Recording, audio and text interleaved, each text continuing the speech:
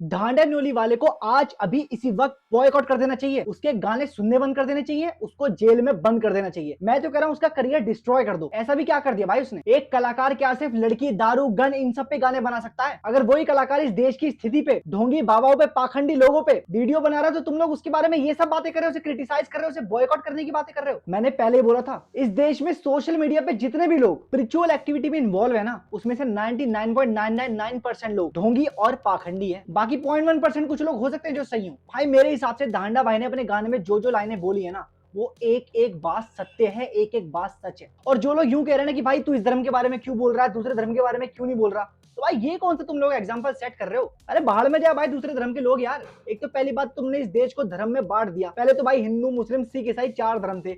उसके बाद भाई बोल तो 3 धर्म में बट गए, लेकिन हिंदुओं को तुम लोगों ने इतने धर्म में बांट दिया। पहले तुमने उसको कास्ट में बांटा, जाति में बांटा, फिर तुमने ऊंच नीच के भेदभाव में बांट दिया।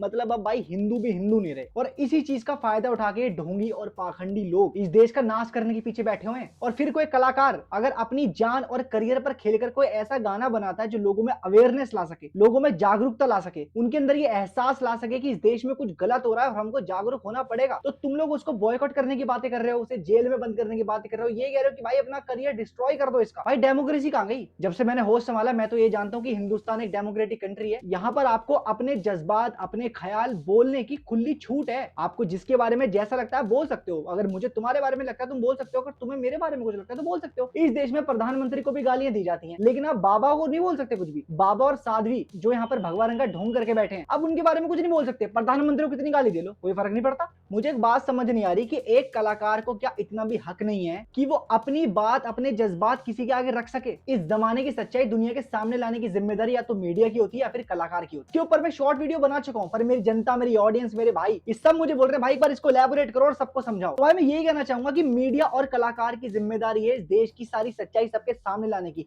और देश की मीडिया तो बिक चुकी, तुम सब जानते ही हो। अपने नोएडा से क्रिएटर है विकांशु भाई, उसने पाकिस्तानियों की एक्टिंग करके धुरंधर मूवी के ऊपर एक पैरोडी बनाई थी, एक रिएक्शन दिया था। तो हमारे देश के जाने माने वेल सेटल्ड पत्रकार जो इस देश के बहुत बड़े न्यूज चैनल का चेहरा है, भाई उस बंदे ने उस क्रिएटर को पाकिस्तानी घोषित कर दिया बिना कोई रिसर्च, बिना किसी चीज के। पाकिस्तानी है भैया ये तो। बाद में वो बंदा बेचारा वीडियो बना के बोल रहा है भैया मैं पाकिस्तानी नहीं हूं, मैं इंडियन क्रिएटर हूं, मैं तो एक्टिंग कर रहा था, पैरोडी बना रहा था, कॉमेडी कर रहा था, पाकिस्तानियों का रिएक्शन दे रहा था उस मूवी पे। इस देश के न्यूज चैनल इतने कमर्शियल हो गए हैं कि उनको कोई फर्क नहीं पड़ता। पहले के समय में भाई पत्रकार खुद रिसर्च करता था, खुद आर्टिकल लिखता था, खुद छापता था, खुद बोलता था। अब भाई रिसर्च करने के लिए टीम अलग बैठी हुई है, बोलने के लिए लोग अलग बैठे हुए हैं। किसी को कुछ नहीं पता कि बैक एंड पे काम क्या चल रहा है। अच्छे खासे न्यूज चैनल्स को, पत्रकारिता को इन लोगों ने कॉर्पोरेट बना दिया है। तो जब देश की मीडिया बिक चुकी है और जो नहीं बिके हैं वो ऐसे पागलों की तरह बिहेव कर रहे हैं, तो एक कलाकार तो सच बोलेगा ना। क्योंकि भाई मीडिया, अखबार और पत्रकार बिक सकता है पर एक कलाकार कभी नहीं बिक सकता, क्योंकि कलाकार की कोई कीमत ही नहीं होती यार। एक कलाकार करे तो क्या करे, मुझे आप लोग बस इतना बता दो। लड़की, दारू, पैसे, बंदूक पे गाने बनाओ तो दिक्कत, सोशल इश्यूज पे गाने बनाओ तो दिक्कत, पॉलिटिकल इश्यूज पे गाने बनाओ तो दिक्कत। तो इस देश में अगर लोगों को बोलने का हक बचा ही नहीं है तो आप ये डेमोक्रेसी हटा दो ना, बना दो मुझे बांग्लादेश की तरह। इस देश के आम आदमी की कोई चिंता नहीं है। इस देश में सच में किसी ने मेहनत करके कुछ उखाड़ा है उसकी कोई मान्यता नहीं है, लेकिन मेसी को इन लोगों ने लाखों करोड़ों रुपए खर्च करके सर पे बिठा लिया। इसके बारे में बात तो मैं अगली वीडियो में करूंगा, लेकिन ढांडा न्योली वाले के साथ मेरा पूरा सपोर्ट है और मेरे साथ मेरी जो जनता है, मैं आशा करता हूं भाई आप लोगों का पूरा सपोर्ट होगा। कुछ लोग मुझे मैसेज करके पूछ रहे थे भाई ये ढांडा कौन है? भाई हमारे हिंदुस्तान का सिंगर और रैपर है जो फिलहाल ऑस्ट्रेलिया में रहता है और हमारे देश के मुद्दों के बारे में गाने बनाता है या फिर कमर्शियल गाने बनाता है। बहुत गाने वायरल है, तुम लोगों ने सुने भी होंगे। ढांडा न्योली वाला डाल लेना, तुम लोग गाने समझ आ जाए। उसने कमर्शियल गाने भी बनाए, हंसी मजाक के बनाए हैं, कॉन्ट्रोवर्शियल गाने बनाए हैं। अब हमारे देश के बारे में बना रहा है, सच्ची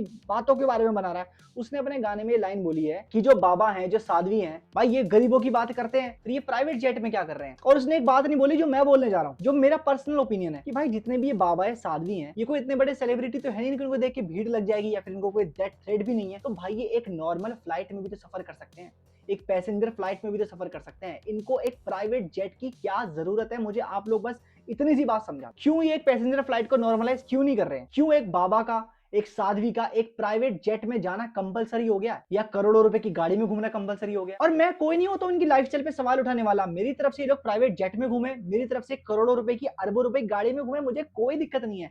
लेकिन फिर ये लोग एंटरटेनमेंट इंडस्ट्री के ऊपर सवाल क्यों उठाते हैं? क्यों बोलते हैं कि कौन कौन सी गाड़ी में घूम रहा है, किस तरह का गाना बना रहा है, किस तरह की वीडियोस बना रहा है, कैसी भाषा का प्रयोग कर रहा है? क्योंकि ढांडा भाई का गाना बाहर आने के बाद तो अच्छी भाषा का प्रयोग ये भी नहीं कर रहे। एक साधु, एक साध्वी को बहुत ही विनम्र, बहुत ही शांत होना चाहिए और ये लोग गाली गलौज भी कर रहे हैं, गंदी भाषा को प्रयोग भी कर रहे हैं और खुले आम धांडे न्योली वालों को धमकी दे रहे हैं कि अगर तू हिंदुस्तान में आ गया तो तुझे जान से मार देंगे। दिखाने के लिए मैं इन लोगों की बहुत क्लिप्स दिखा सकता हूँ, सारी ऐड कर सकता हूँ, पर ये लोग मुझे कॉपीराइट मार के मेरी वीडियो उड़ा देंगे और मुझे उससे भी कोई फर्क नहीं पड़ता। लेकिन इन लोगों को मेरी आवाज दबाने का एक मौका मिल जाएगा, जो मौका मैं इनको नहीं देना। कुल मिला के भाई, धांडा न्योली वाला हो या कोई भी हो, कोई भी रैपर हो, सिंगर हो, आर्टिस्ट हो, कलाकार हो, कवि हो, कंटेंट क्रिएटर हो, अगर वो इस देश की सच्चाई, इस देश के मुद्दों में बोल रहा है, पॉजिटिव नेगेटिव कुछ भी हो सकता है, वो उसका ओपिनियन है। अगर आपको नहीं देखना तो स्क्रॉल कर दो भाई, आगे बढ़ जाओ। हर किसी को बात बोलने का हक है। तो वो कोई भी बंदा, कोई भी आर्टिस्ट हो भाई, मेरा सपोर्ट उसके साथ हमेशा रहेगा।